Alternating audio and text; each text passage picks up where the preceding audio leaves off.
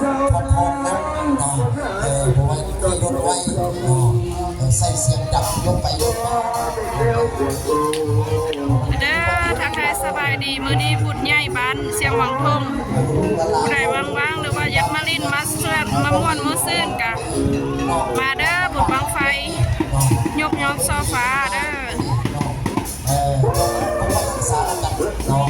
ทั้งหน่วยกปสปสเอาอารมณ์เนี่ยเนาะให้มันเป็นเองเนาะ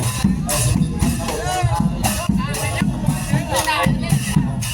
ความศรัทธาทั้งบ้านเอาไปให้หลายประชาชน ผู้ใดมีใจเลื่อมใสใจศรัทธาก็อยากมาร่วมบุญทำทานมื้อนี้มีมือเต้ามือโฮมบุญใหญ่บุญบังไฟบางร้านเสียงวังทงเมืองหนองบัวแขวงคำม่วนถ้าผู้ใด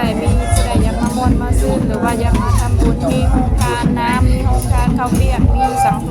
มาเด้อมาเอาบุญนำกันเด้อทุกคนอยู่บ้านไกล